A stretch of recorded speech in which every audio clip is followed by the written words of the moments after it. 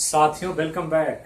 आप सभी लोगों का बहुत बहुत स्वागत है मेरे यूट्यूब चैनल पर। चलिए एक बार फिर हम लोग उपस्थित हैं नवजीवन कैंपस का ऑनलाइन क्लास में और आज हम लोग देखेंगे समान विज्ञान का एक विषय केमिस्ट्री और जो चैप्टर चल रहा था केमिस्ट्री में उसी से संबंधित महत्वपूर्ण तथ्यों को एक बार फिर से डिटेल में विश्लेषण करें। तो हम लोग पढ़ रहे थे, आप लोग ध्यान दिए होंगे जो चैप्टर कंटिन्यूटी के साथ कर रहे हैं, रेगुलर चैनल से जुड़े हुए हैं, हमको पता है कि केमिस्ट्री में ऑर्गेनिक केमिस्ट्री का एक पार्ट चल रहा था जिसका बेसिक जो मौलिक बात है हम ऑर्गेनिक केमिस्ट्री का वो समझा रहे थे। तो चलिए उसी से आगे बढ़ते हैं। तो सबसे पहले तो जो चैनल को पहली बार देख रहे हैं चैनल के लिंक को जरूर सब्सक्राइब करें, शेयर करें लोगों को और इस चैनल को ज्यादा से ज्यादा लोगों तक अपने अपने समूह में पहुंचाने का कार्य करें। तो चलिए शुरू करते हैं ऑर्गेनिक केमिस्ट्री से संबंधित महत्वपूर्ण मौलिक फंडामेंटल बातों को।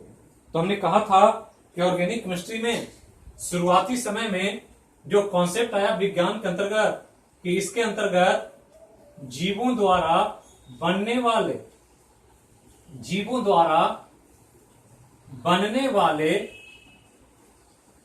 यौगिक का अध्ययन होता है, पहले कहा गया था।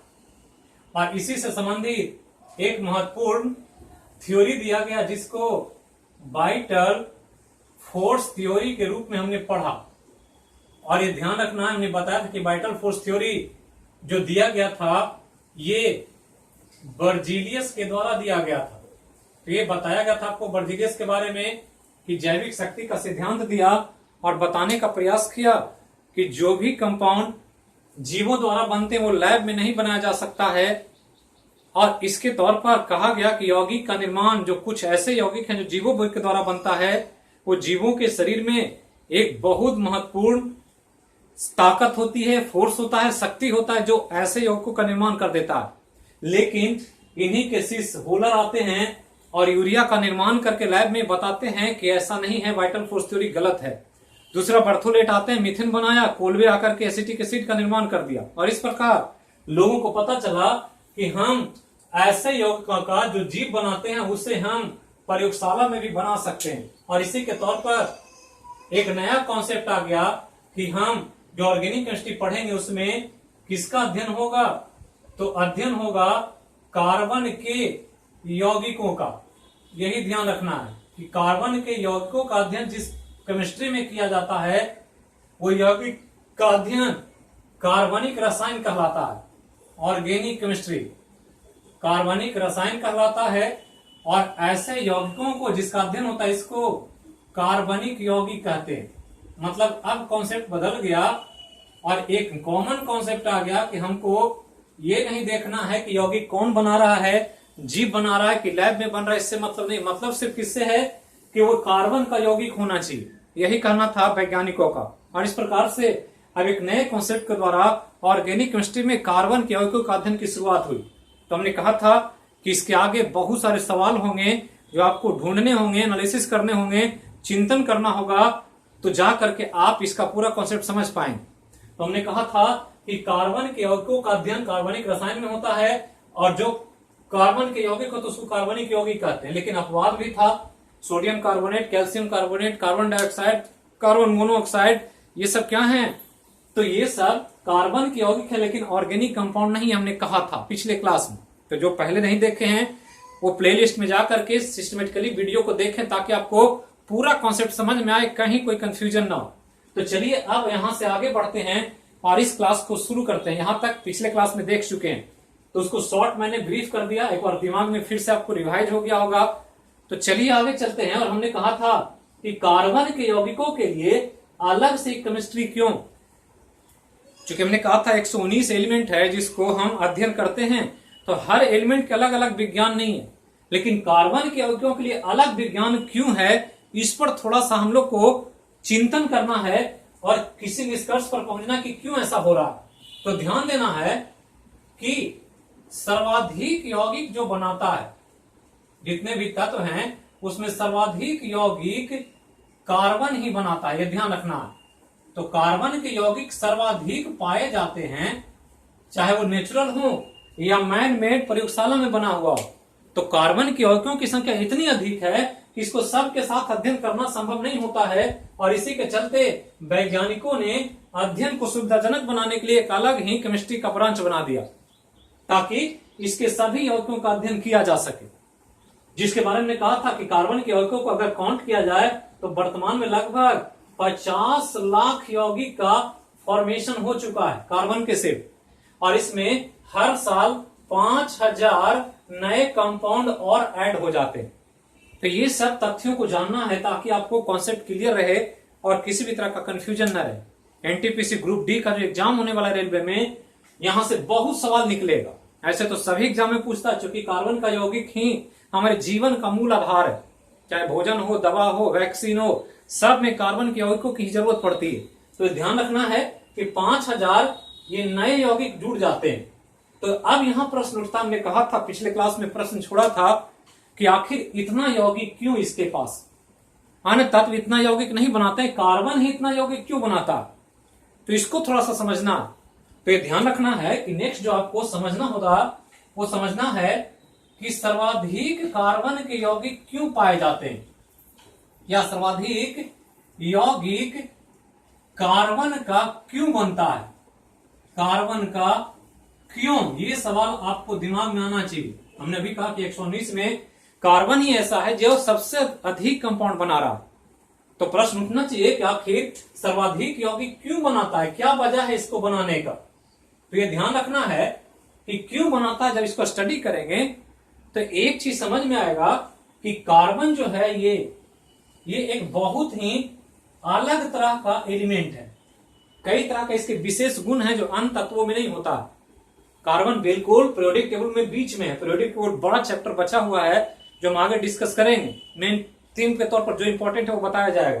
तो ध्यान रखना है कि कार्बन एकदम सेंटर में है, इसके लेफ्ट में और राइट में बहुत सारे यौगिक हैं। और जब सेंटर वाले को देखेंगे तो कार्बन एक कंपाउंड है जिसको टेट्रावैलेंट कंपाउंड कहा जाता है। टेट्रावैलेंट, ये ध्यान रखना। तो टेट्रावैलेंट एलिमेंट है ये। तो टेट्रा मतलब होता है 4 और वैलेंट मतलब वैलेंसी, मतलब कार्बन की संयोजकता कितनी, संयोजकता 4 होती है। ये ध्यान रखना, पूछा जा सकता है एग्जाम कि कार्बन की संयोजकता कितनी, 4। और वैलेंसी हम बताए थे जब एटॉमिक स्ट्रक्चर पढ़े होंगे आप लोग, तो वहां पर चर्चा होगा। प्लेलिस्ट में जाएं, एटॉमिक स्ट्रक्चर टॉपिक को निकालें और देखें वीडियो को कि क्या बताया गया। तो कार्बन का वैलेंसी कितना, 4। तो 4 होने की वजह से इसको और 4 इलेक्ट्रॉन की जरूरत होती है ताकि इसके बाह्यतम कक्षा में इलेक्ट्रॉन कितना हो जाए, 8 हो जाए। क्योंकि सबको ऑक्टेट पूरा करना होता है और कार्बन को भी अष्टक पूरा करने के लिए 4 एक्स्ट्रा इलेक्ट्रॉन चाहिए इसको, किसी और तत्वों से एक्स्ट्रा इलेक्ट्रॉन चाहिए ताकि इसका वैलेंसी के आधार पर इसका आउटर मोस्ट ऑर्बिट में अष्टक पूरा हो जाए। तो 4 इसका अपना है, 4 चाहिए। और इसी के चलते कार्बन में एक इंपॉर्टेंट प्रॉपर्टी पाया जाता है, नाम है कैटेनेशन प्रॉपर्टी। कैटेनेशन प्रॉपर्टी बहुत इंपॉर्टेंट है, एग्जाम में बार बार पूछता है कि कार्बन के सर्वाधिक यौगिक क्यों होते हैं। तो आप आंसर यही करेंगे कि कार्बन में कैटेनेशन का गुण होता है जिसकी वजह से कार्बन के यौगिकों की संख्या दिन प्रतिदिन बढ़ती जा रही है। तो यहां पर सवाल को आंसर मिला कि इतना क्यों है, क्योंकि कार्बन के पास कैटेनेशन प्रॉपर्टी। अब प्रश्न उठता है कि कैटेनेशन प्रॉपर्टी होता क्या है, कैसे समझे। सिर्फ एक कहते कि कैटेनेशन प्रॉपर्टी, तो आधा लोग तो कंफ्यूज कर जाएंगे, जिनका साइंस बैकग्राउंड नहीं है तो उनको और नहीं समझ में आएगा। तो इसको समझना है कि कार्बन के पास एक्स्ट्रा क्या है, कैटेनेशन प्रॉपर्टी। हो क्या रहा है कि 4 इसका अपना इलेक्ट्रॉन है। ऐसे अगर देखें कार्बन का, तो कार्बन का 4 इलेक्ट्रॉन दिखाएं तो ऐसे 4 इलेक्ट्रॉन है इसके पास। चाहिए कितना, 8 चाहिए, 4 और चाहिए। तो अगर दूसरा कोई एटम इसको दे दिया तब तो ये बॉन्ड बना लेगा, और बॉन्ड बना करके मान लेते हैं कि यहां पर हाइड्रोजन सब जगह रख दें। तो 4 हाइड्रोजन को रख देंगे तो चारों हाइड्रोजन मिलकर बॉन्डिंग करेगा और ऐसे एक नया पदार्थ बना देगा। और जो बनेगा इसी को हम क्या कहेंगे, मीथेन कहेंगे। ये क्या है, CH4 है, एक कार्बन और 4 हाइड्रोजन, इसी का नाम है मीथेन गैस, जिसके बारे में बहुत सवाल पूछता है। तो क्यों किया 4 हाइड्रोजन से संयोग, क्योंकि 4 हाइड्रोजन इसको 4 इलेक्ट्रॉन दे दिया और अपना 4 था, 4 4 मिल करके देखें अब 8 हो गया। और यही चाहिए इसको। तो ये तो नॉर्मली सभी तत्व करते हैं। सब तत्व अपने बाह्यतम कक्षा में 8 इलेक्ट्रॉन पूरा करने के लिए विभिन्न प्रकार के तत्वों के साथ अभिक्रिया करते रहते हैं। ऑक्सीजन के साथ, फास्फोरस के साथ, सोडियम के साथ, पोटेशियम के साथ, सबके साथ होता है। तो वो रिएक्शन करके ये ऑक्टेट पूरा करते हैं। लेकिन कार्बन भी करता है, यहां किया CH4 के रूप में। लेकिन कार्बन के पास एक्स्ट्रा क्या है कि जब इसको अपने के पास नहीं मिलता, मतलब दूसरा कोई एटम नहीं मिलेगा, तो क्या करेगा, एक कार्बन दूसरे कार्बन से ही रिएक्शन करने लगेगा। मतलब कार्बन का एक एटम कार्बन के दूसरे एटम से रिएक्शन करेगा, और इस प्रकार कार्बन और कार्बन रिएक्शन करके एक चेन का निर्माण कर देगा, श्रृंखला का। तो एक कार्बन से दूसरा जुड़ा, दूसरा से तीसरा जुड़ा, तीसरा से चौथा जुड़ा, चौथा से पांचवा जुड़ा, आगे जोड़ सकते हैं। तो ये क्या है, तो ये कार्बन चेन है। कार्बन चेन है, कार्बन की श्रृंखला, एक कड़ी दूसरे से जुड़ी हुई है। और जोड़ने का उद्देश्य क्या है कि बाहरी कक्ष में 8 जो इलेक्ट्रॉन चाहिए, वो बाहरी एक्स्ट्रा एलिमेंट नहीं मिलने के कारण ये आपस में ही एटम संयोग कर सकता है, और संयोग करके अपना ऑक्टेट पूरा कर लेता है, जो बाह्यतम कक्षा में 8 चाहिए। और यही कार्बन कार्बन के बीच चेन बनाने का जो प्रॉपर्टी होता है, इसी को हम क्या कहते हैं, कैटेनेशन प्रॉपर्टी कहते हैं। तो एग्जाम में पूछ देगा कि कार्बन के कैटेनेशन प्रॉपर्टी का मतलब क्या होता है, तो कहेंगे कार्बन और कार्बन परमाणु के बीच बॉन्डिंग बनने की प्रक्रिया कैटेनेशन कहलाती है। मतलब एक कार्बन दूसरे से, दूसरा तीसरे से, तीसरा चौथे से ऐसे जुड़ सकता, जितना चाहे आप उतना जोड़ सकते हैं। 100, 1000, लाख, 10 लाख, जितना कार्बन चाहे उतना जोड़ सकते हैं, और जोड़ते जाएं, कंपाउंड बदलता जाएगा। और यही वजह है कि हर साल वैज्ञानिक नए नए कार्बन के कंपाउंड का फॉर्मेशन करते रहते हैं। तो ये इतना चीज आपको समझना था पहले कि ऑर्गेनिक केमिस्ट्री क्या है, क्या पढ़ते हैं, कैसे इसका विकास हुआ, क्यों इसको अलग पढ़ते हैं, कार्बन के अंकों की संख्या इतनी अधिक क्यों है, ये सब आपको समझना। और सब एग्जाम के लिए प्रश्न है। कार्बन की वैलेंसी कितनी, 4, ऑक्टेट पूरा करने के लिए 4 और चाहिए, और ये सब कैटेनेशन प्रॉपर्टी के द्वारा कार्बन प्राप्त करता। तो इतना चीज पहले आपको समझ लेना, जो बेसिक तौर पर ऑर्गेनिक केमिस्ट्री का कॉन्सेप्ट है।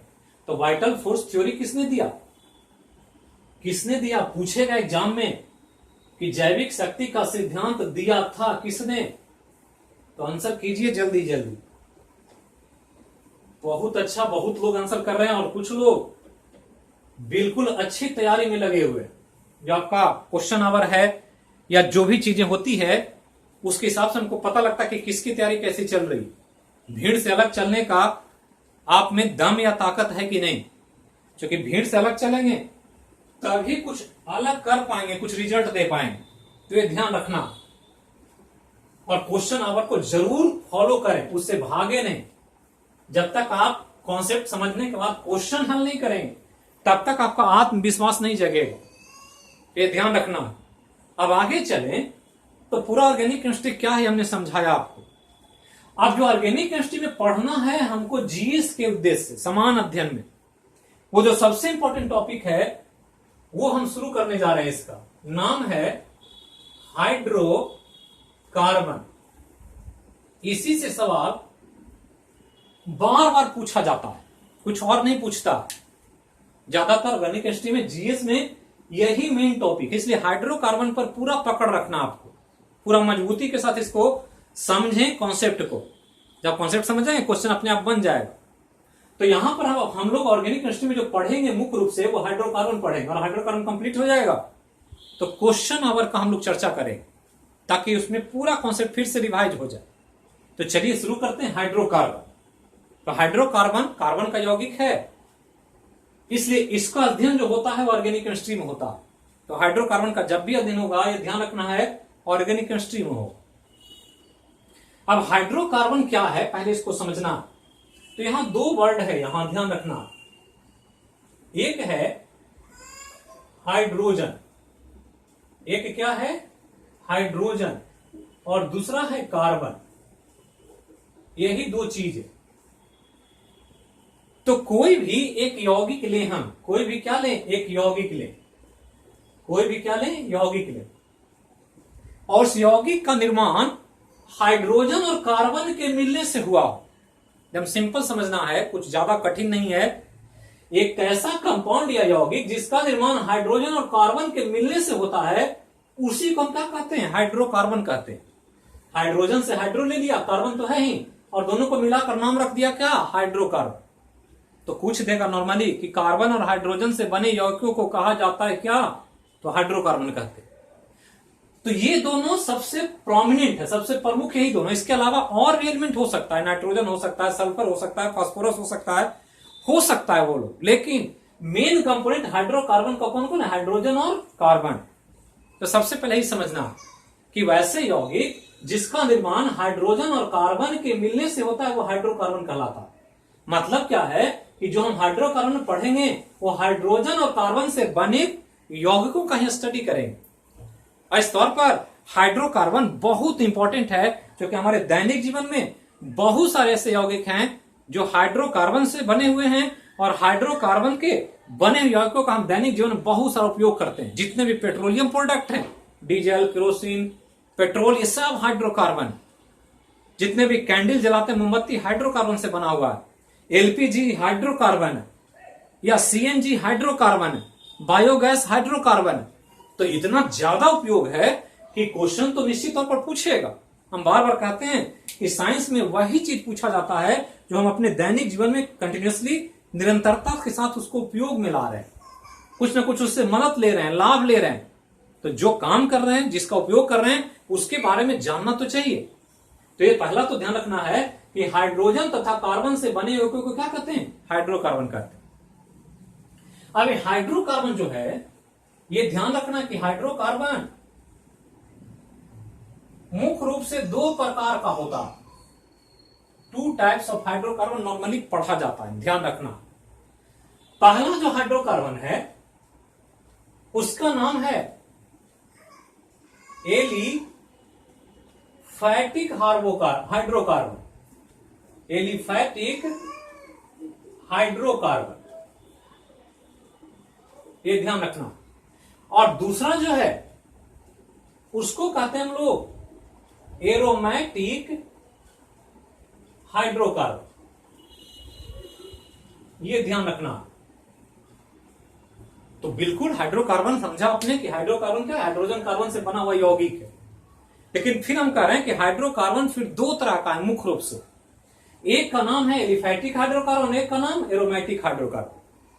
तो एलिफैटिक और एरोमेटिक को थोड़ा सा समझना। होता क्या है, हमने भी कहा कि इसमें हाइड्रोकार्बन हाइड्रोजन कार्बन से बनेगा, लेकिन कार्बन के बहुत सारे परमाणु आपस में मिल करके बड़े बड़े चेन का निर्माण करें। अब चेन कैसा है उसके आधार पर ये दो तरह के हाइड्रोकार्बन की बात आती है, एलिफैटिक और एरोमेटिक। तो कार्बन चेन पर ध्यान देना। तो कार्बन चेन ध्यान रखना है कि दो तरह का है, और उसके आधार पर दो एलिफैटिक और एरोमेटिक को बांटा गया।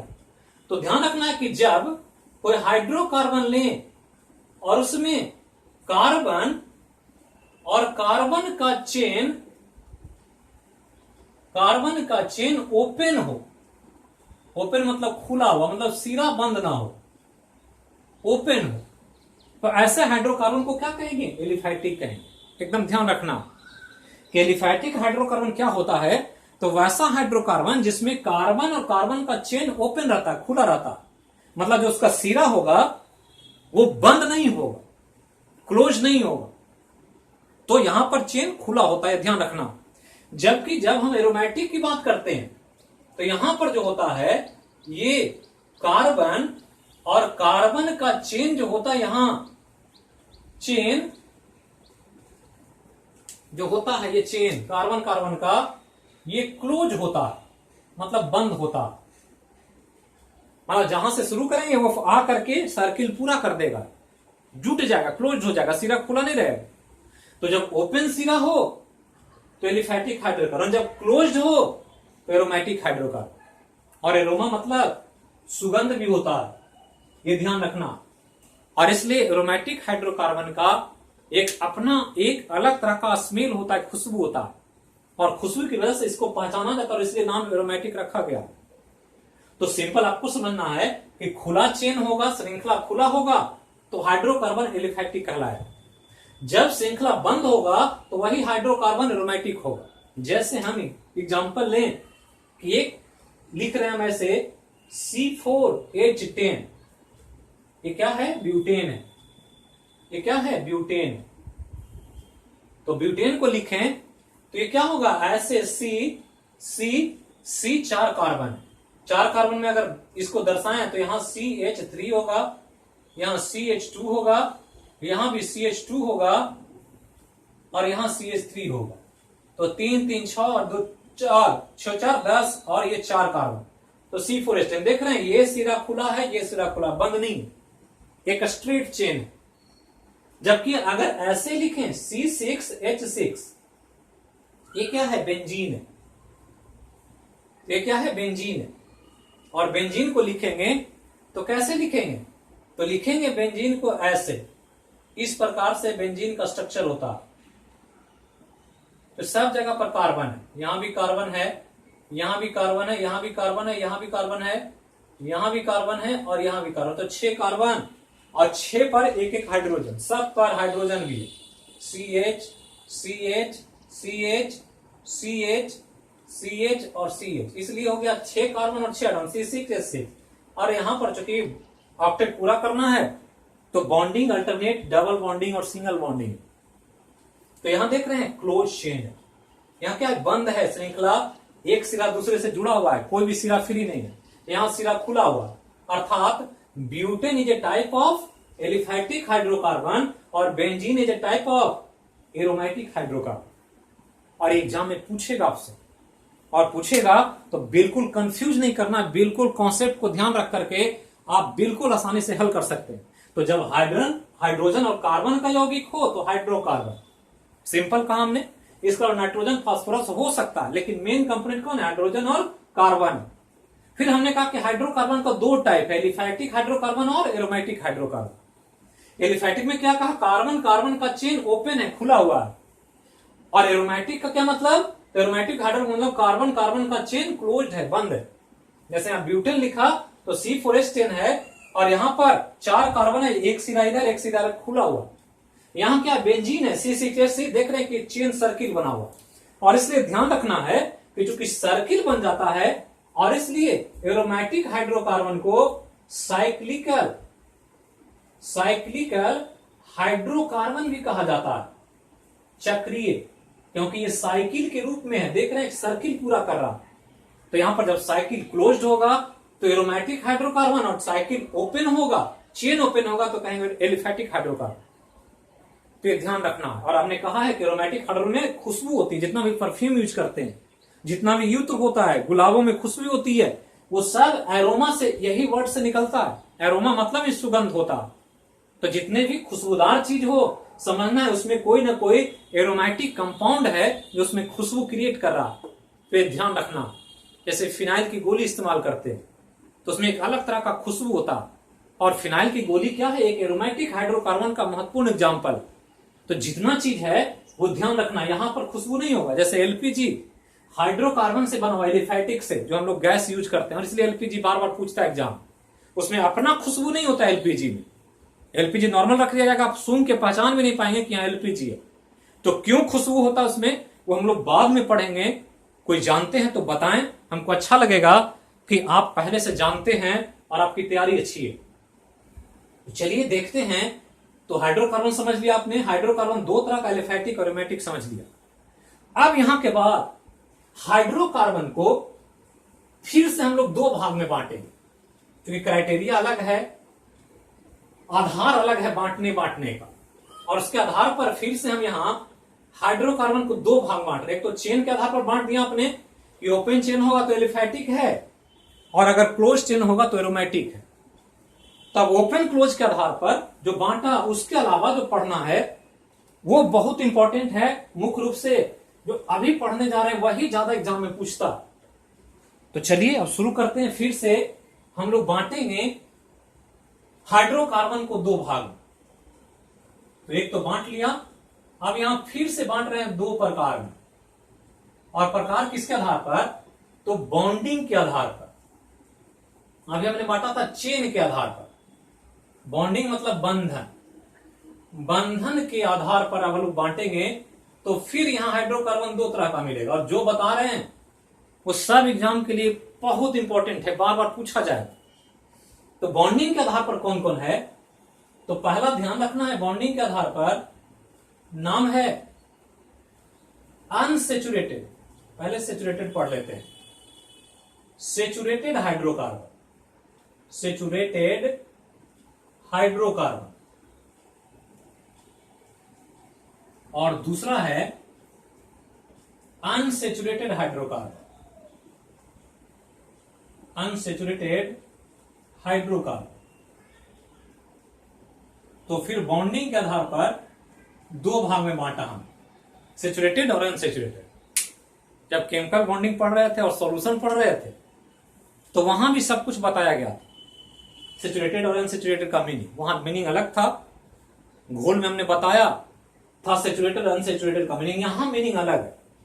टर्म वही है, हिंदी भी वही है, लेकिन तरीका अलग है समझने का। मौसम बहुत खराब है, हाई अलर्ट जारी किया गया है, बिहार के बहुत सारे जिलों में भारी बारिश की घोषणा की गई। कभी भी क्लास डिस्टर्ब हो सकता है, अगर लाइन कट जाए तो इमीडिएटली उसी समय क्लास आपका स्टॉप हो जाएगा, ध्यान रखना। तो उस समय बोलने की जरूरत ना पड़े, आपको समझ लेना है कि क्लास कट गया है, पावर कट हो गया है, नेटवर्क प्रॉब्लम है, तो जिस समय तक क्लास चलेगा उसको ध्यान रखना है, आपको कोई भी परेशानी नहीं हो, इसके चलते मैं पहले ही बता दिया। बहुत तेज आंधी और बारिश की संभावना व्यक्त की गई है और ऐसा ही पटना में मौसम किया हुआ, तो उसको ध्यान रखना है, कभी भी लाइन कट सकता है और लग जाए कि प्रकाश बंद हो गया तो समझ लेना है कि गड़बड़ हो गया है और क्लास वहीं पर स्टॉप हो जाए, तो ध्यान रखना। तो चलिए अब देखते हैं दो प्रकार का बॉन्डिंग। बॉन्डिंग के आधार पर हाइड्रोकार्बन दो प्रकार के, सेचुरेटेड और अनसेचुरेटेड। सेचुरेटेड को हिंदी में संतृप्त हाइड्रोकार्बन कहा जाता है, संतृप्त हाइड्रोकार्बन। बिल्कुल आसान है, कुछ कंसेप्ट में कंफ्यूजन नहीं।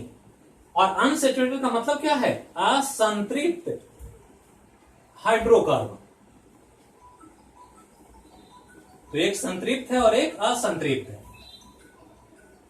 तो संतृप्त मतलब होता है संतुष्ट और असंतृप्त मतलब होता है असंतुष्ट। अब यहां क्या है कि जो हाइड्रोकार्बन जो हम पढ़ रहे हैं, जब हमने कहा बॉन्डिंग के आधार पर, तो बॉन्डिंग ही बताता है कि कौन सेचुरेटेड है कौन अनसेचुरेटेड है। अभी हमने कहा था कि कार्बन की वैलेंसी 4 होती है और उसको 8 पूरा करना, तो हर हाल में पूरा करेगा वो, या तो किसी अन्य एलिमेंट के साथ जुड़ करके करेगा या आपस में ही कर लेगा। दूसरा कि ऑक्टेट पूरा करने के लिए कार्बन का एक परमाणु दूसरे परमाणु से हो सकता है कि सिंगल बॉन्ड के द्वारा जुड़ा हो, अगर कार्बन बहुत सारा मिल जाए तो। और अगर कार्बन के आइटम कम मिले, कार्बन का परमाणु की संख्या कम हो जाए, तो आपस में ही वो एक के जगह एक से अधिक बॉन्डिंग भी करता है और तब उसको हम ये दो भाग में बांटते हैं। तो सेचुरेटेड मतलब कार्बन परिपूर्ण है, उसको एक्स्ट्रा एलिमेंट इतना मिला हुआ है, एटम मिला हुआ है कि बॉन्डिंग कर सकता है। दूसरा अनसेचुरेटेड मतलब पूरा नहीं मिला, जितना चाहिए उसको बॉन्डिंग के लिए उतना ना एटम है और ना ही कार्बन के परमाणु है, ना एलिमेंट दूसरा। तो उस स्थिति में ऑक्टेट पूरा करना है तो आपस में क्या करेगा, बॉन्डिंग करेगा। और बॉन्डिंग करेगा तो एक नहीं एक से अधिक बॉन्डिंग करेगा। तो दो इंपॉर्टेंट ध्यान रखना है, सेचुरेटेड को देखना है तो ध्यान रखना है कि सेचुरेटेड या संतृप्त हाइड्रोकार्बन का कॉन्सेप्ट क्या है कि इसमें कार्बन तथा कार्बन के बीच, मतलब दो कार्बन एटम होगा, तो कार्बन कार्बन के बीच, कार्बन कार्बन के बीच एकल बंध होता है, सिंगल बॉन्ड। क्या होता है, एकल बंध होता है, सिंगल बॉन्ड। तो एकल मतलब सिंगल और बंध मतलब बंधन, किसके किसके बीच, कार्बन कार्बन के बीच। तो जितना भी कंपाउंड ऐसा हाइड्रोकार्बन मिले कि वैसा हाइड्रोकार्बन जिसमें दो कार्बन एटम के बीच सभी सिंगल बॉन्ड हो, सिंगल के अलावा दूसरा बॉन्ड ना हो, डबल ट्रिपल ना हो, सिंगल ही बॉन्ड होना चाहिए, तो ऐसे हाइड्रोकार्बन को हम क्या कहेंगे, सेचुरेटेड कहेंगे। मतलब क्या है कि पूरा है एटम, एटम की कमी नहीं, पूरा सेचुरेटेड है, संतृप्त है। अब यहां क्या है अनसेचुरेटेड में, तो अनसेचुरेटेड या असंतृप्त हाइड्रोकार्बन में क्या होता है कि यहां जो होता है ये कार्बन और कार्बन के बीच, कार्बन कार्बन के बीच द्विक या त्रिक बंधन होता है। त्रिक बंध होता है, ये ध्यान रखना। तो एकल मतलब सिंगल, हिंदी और कठिन है, अंग्रेजी बहुत आसान है, इसलिए हिंदी से हम लोग दूर हो रहे हैं। सिंगल सब समझ लेते हैं, लेकिन एकल बोल देगा तो आधा आदमी नहीं समझेगा कि एकल होता क्या, और द्विक बोल दिया जाए तो और नहीं समझेंगे कि द्विक का मतलब क्या है। लेकिन डबल बोल दें तो सब समझ लेगा कि डबल क्या होता है, और त्रिक बोल दिया जाए तो भी समझ में बहुत लोगों को नहीं आएगा, और त्रिक को अंग्रेजी में ट्रिपल कहते हैं। तो सिंगल बॉन्ड अगर है सब कार्बन कार्बन के बीच तो कहेंगे सैचुरेटेड है, और अगर डबल या ट्रिपल बॉन्ड है तो कहेंगे क्या है, अनसैचुरेटेड है। तो पहला ध्यान रखना कि कार्बन कार्बन के बीच अगर सिंगल बॉन्ड पाया जाए तो कहेंगे वो क्या है, सैचुरेटेड हाइड्रोकार्बन, और कार्बन कार्बन के बीच अगर डबल और ट्रिपल बॉन्ड हो तो कहेंगे वो क्या है, असंतृप्त हाइड्रोकार्बन, अनसैचुरेटेड हाइड्रोकार्बन, क्योंकि उसको एटम मिला नहीं, एलिमेंट दूसरा नहीं मिला, तो आपस में ही 2 बॉन्ड 3 बॉन्ड बना लिया। तो इतना चीज आप पहले हाइड्रोकार्बन में ध्यान रखना। अब आगे चलें तो अब इन दोनों को, सैचुरेटेड को और अनसैचुरेटेड को फिर से बांटा गया है केमिस्ट्री में अपने कॉन्सेप्ट के आधार पर। तो डबल में एकल, द्विक और त्रिक में कंफ्यूजन नहीं होना चाहिए। अब यहां क्या है, 2-3 पॉइंट बताया हमने। पहला एक बताया कि कार्बन और कार्बन के बीच, कार्बन कार्बन के बीच क्या है, ये सिंगल बॉन्ड है। सिंगल, कार्बन कार्बन के बीच सिंगल, मतलब अगर कार्बन ऐसे बॉन्ड बनाए तो कार्बन और कार्बन के बीच एक ही बॉन्ड दिखेगा, 2 और 3 नहीं होगा, ऐसा एक ही डैश खींचा रहेगा, ये सिंगल बॉन्ड। ये क्या है, सिंगल बॉन्ड। अब जब सिंगल बॉन्ड होगा तो इसका एक नाम है हाइड्रोकार्बन में, तब इसे क्या कहेंगे, अल्केन कहेंगे। क्या कहेंगे, अल्केन। तो एग्जाम में पूछ देगा कि वैसा हाइड्रोकार्बन जिसमें कार्बन कार्बन के बीच एक ही बंधन रहता है उसको कहते हैं क्या, तो अल्केन कहते हैं। एकदम ध्यान रखना है, कोई कंफ्यूजन नहीं है। नाम है, सिर्फ नामकरण किया जाता है कैरेक्टर के आधार पर, बहुत सारे नामकरण की यहां बात आएगी। दूसरा जो मिला, एक हो गया कार्बन कार्बन के बीच सिंगल बॉन्ड, दूसरा जो मिला वो है कार्बन और कार्बन के बीच, कार्बन और कार्बन के बीच क्या है, डबल बॉन्ड, डबल ऐसे। तो डबल मतलब 2 बंधन होगा, तो एक कार्बन और एक कार्बन के बीच ऐसे 2 डैश खींचा रहा है, तो 2 डैश खींच दिया तो ये क्या हो गया, डबल बॉन्ड है। ये क्या हो गया, डबल बॉन्ड। एक में सिंगल बॉन्ड है, ये एक ही है, यहां डबल। और जब डबल हो गया तो इस हाइड्रोकार्बन का नाम बदलेगा, और तब इसको क्या कहेंगे, अल्कीन कहेंगे। एक है अल्केन और दूसरा है अल्कीन, नाम में थोड़ा थोड़ा सा अंतर।